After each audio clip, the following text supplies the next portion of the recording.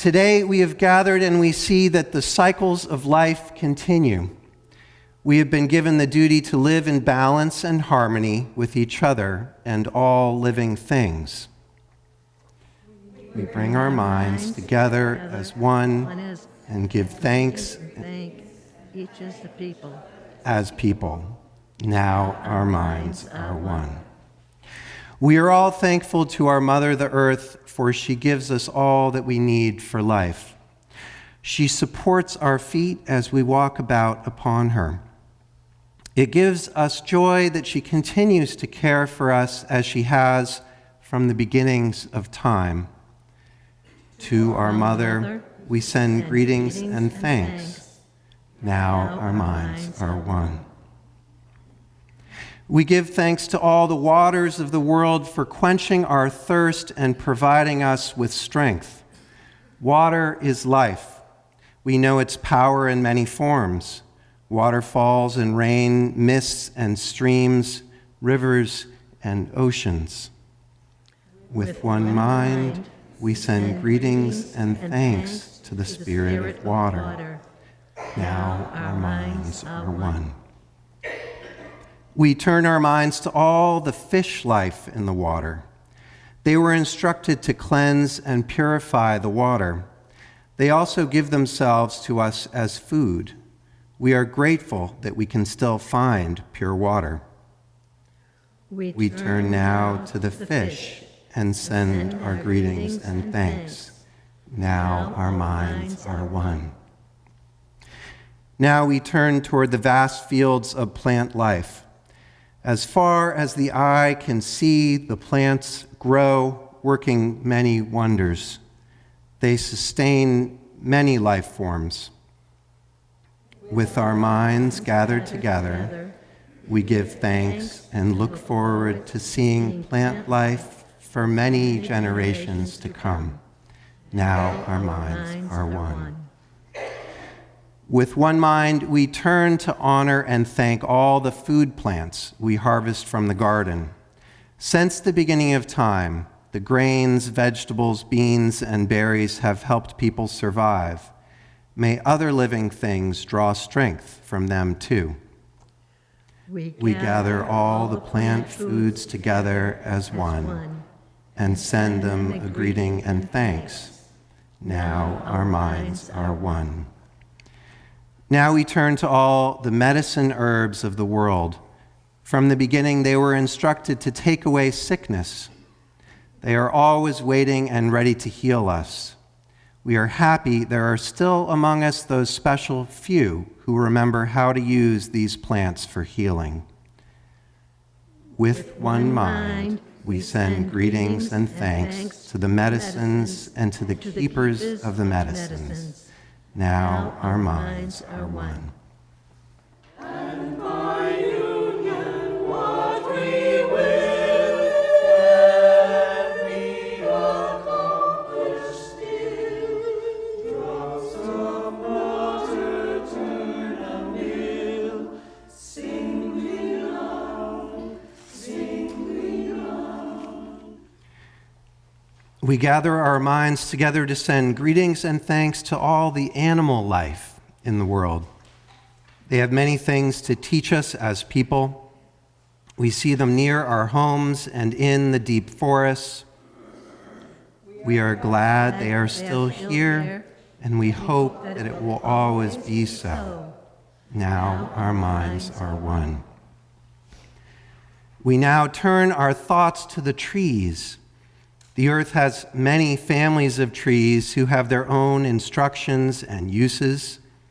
Some provide us with shelter and shade, others with fruit, beauty, and other useful things. Many peoples of the world use a tree as a symbol of peace and strength.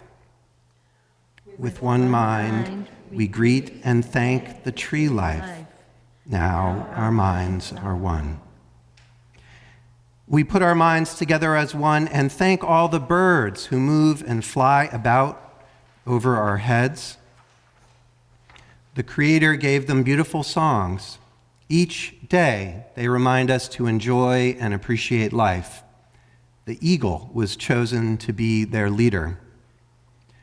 To all the birds, from the smallest to the largest, we send our joyful greetings and thanks. Now our minds are one. We are thankful to the powers we know as the four winds. We hear their voices in the moving air as they refresh us and purify the air we breathe. They help us bring the change of seasons. From the four directions they come, bringing us messages and giving us strength. With one mind, we send our greetings and thanks to the four winds. Now our minds are one. Now we turn to the west, where our grandfathers, the thunder beings, live. With lightning and thundering voices, they bring with them the water that renews life. We bring our minds together as one to send greetings and thanks to our grandfathers, the thunders. Now our minds are one.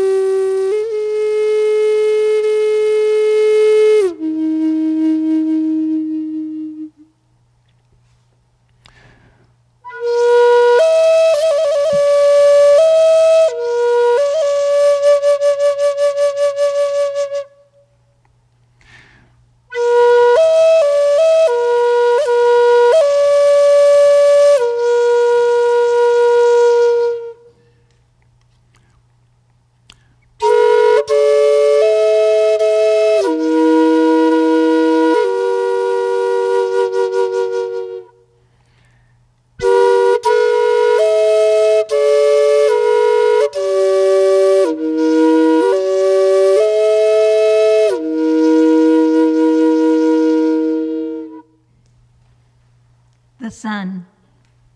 We now send greetings and thanks to our eldest brother, the sun. Each day, without fail, he travels the sky from east to west, bringing the light of a new day. He is the source of all the fires of life. With one mind, we send greetings and thanks to our brother, the sun. Now our minds are one. Grandmother Moon. We put our minds together and give thanks to our oldest grandmother, the moon, who lights the nighttime sky. She's the leader of women all over the world, and she governs the movement of the ocean tides. By her changing face, we measure time, and it is the moon who watches over the arrival of children here on earth. With one mind, we send greetings and thanks to our mother, the moon. Now our minds are one. The stars. We give thanks to the stars who are spread across the sky like jewelry. We see them in the night, helping the moon to light the darkness and bringing dew to the gardens and growing things. When we travel at night, they guide us home. With our minds gathered together as one, we send greetings and thanks to all the stars. Now our minds are one. The enlightened teachers. We gather our minds to greet and thank the enlightened teachers who have come to help throughout the ages. When we forget how to live in harmony, they remind us of the way we were instructed to live as people. With one mind, we send greetings and thanks to these caring teachers. Now our minds are one. The Creator. Now we turn our thoughts to the Creator, our Great Spirit, and we send greetings and thanks for all the gifts of creation. Everything we need to live a good life is here on this Mother Earth.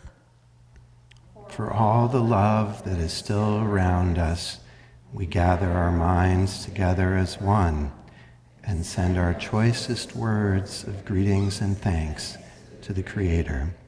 Now our minds are one. closing words. We have now arrived at the place where we end our words. Of all the things we have named, it was not our intention to leave anything out. If something was forgotten, we leave it to each individual to send such greetings and thanks in their own way. And now, Our minds are one. We are a covenantal faith tradition, which means that while we don't have to believe in a fixed doctrine or creed, we do have to agree to be in loving relationship with each other and the world. Relationship is at the heart of our faith. We strive to treat life with care and respect. The Thanksgiving address is one of the ways that the Haudenosaunee Confederacy do this. The address has ancient roots, and I am told is still spoken today at the opening and closing of all ceremonial and governmental gatherings held by the Six Nations.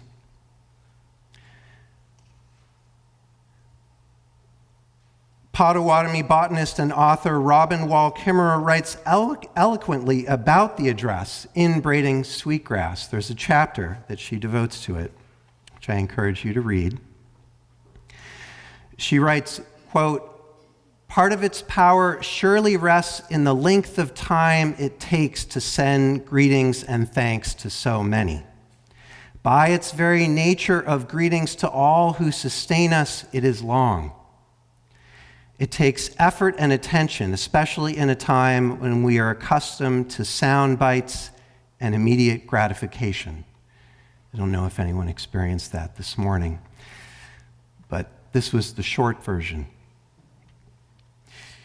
But you can't listen to the Thanksgiving address without feeling wealthy, she writes. And while expressing gratitude seems innocent enough, it is a revolutionary idea. In a consumer society, contentment is a radical proposition. Recognizing abundance rather than scarcity undermines an economy that thrives by creating unmet desires. Gratitude cultivates an ethic of fullness, but the economy needs emptiness. The address reminds you that you already have everything you need. End quote. I was first introduced to the address as part of a nature-based emotional healing process that I took up about 3 years ago and am still working on, which seeks to restore balance to our emotional systems through nature-based practices. I was instructed to buy this little version of the Thanksgiving address, which is the official published version of the address. It's available in many languages and used throughout the world. Buying a copy is a good thing to do. The proceeds go to benefit the people involved in its production. I was able to reach out and verify this myself, and I also asked permission to use the words in the service today, for which we'll make a donation as well. I was instructed to memorize not the exact words, but at least the categories, and also to make them personal for me by bringing to mind the real connections that I have with each element or category of being. For example, when I recite the category, the people, I may think of this congregation. When I move to think of the earth mother, I may think of my backyard and the woods behind it where I sit, the yards to either side perhaps. When I think of the waters, I often visualize the water traveling under the ground beneath my yard.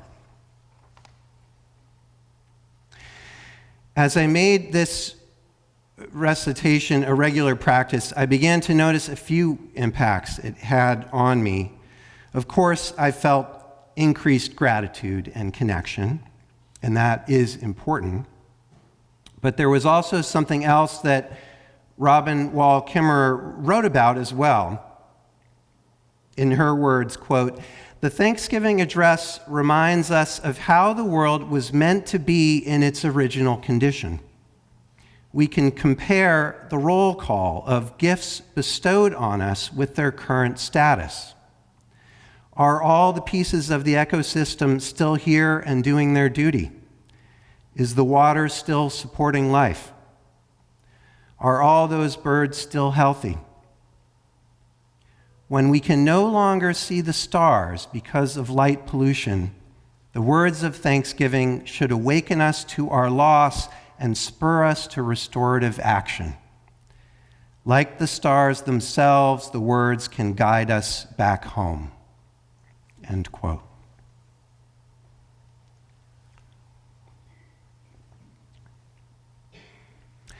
Here are two examples of how this played out for me. The fish. We turn our minds to all the fish life in the water. They were instructed to cleanse and purify the water. They also give themselves to us as food. We are grateful that we can still find pure water. So we turn now to the fish and send our greetings and thanks. So there I was, thinking about those nice fish cleaning the water and giving themselves to me as food. I eat fish. I am very grateful to do so. But I will confess that I do not always eat sustainably harvested fish. And I started thinking about this. After reciting the address, I began to question some of the sources of the fish I was buying, and I started making some different choices. I still don't always eat sustainable fish, but I'm grateful to the address for helping me to struggle with it and do so more often. We don't live in a pure world, but it's important to try. Here's another example. The birds. We put our minds together as one and thank all the birds who move and fly about over our heads. The Creator gave them beautiful songs. Each day they remind us to enjoy and appreciate life. The eagle was chosen to be their leader. To all the birds, from the smallest to the largest, we send our joyful greetings and thanks. This is where the title of today's reflection comes from. As I sat out there in my backyard reciting these words, directly in front of me to my north was a family of red-tailed hawks nesting in a large pine tree. I was delighted whenever I saw them flying around or heard their screeching calls. Then one day it occurred to me that we had learned some important details about these majestic creatures at one of the talks our church hosted with the Swampscott Conservancy last year, in which a wildlife biologist, Laura Kessel, described the harm that second-generation anticoagulant rat poisons, in particular, have been causing to birds of prey and other wildlife. As I was developing this relationship with this family of hawks, the message really hit home for me. I was very interested, were the methods that I was using to kill mice in my own house endangering these beautiful creatures? Last week, Reverend Vicky spoke about the rats. I will admit I was and remain more concerned about the birds that eat the rats. But I did some research and I did invest in a number of new methods which seem to be safer. It's messy business, and I don't claim my methods are perfect, but they're better thanks to the address. I was happy to see a picture my daughter Kimmy took very recently of one of the hawks eating a mouse on our neighbor's lawn. So I hope the family is doing well. There are many other teachings, many other lessons to be found in the address. You are invited, encouraged to use it. And we give our thanks to the Haudenosaunee people who have preserved and generously offered this wisdom. You're invited to take your copy home and make it your own. You can consider buying a copy of the address or making a donation if you continue to benefit from it. Reach out if you have questions or would like to talk about it. We are all bound up together, all woven together in one braid, so to speak. For this to work, we all need to play our part. Each strand of the braid needs to hold its own weight and do its part. The more we understand this, the more we can create a world that works for us all, the humans and the non-humans, rooted in care and respect, mutual benefit, justice, and love. Amen.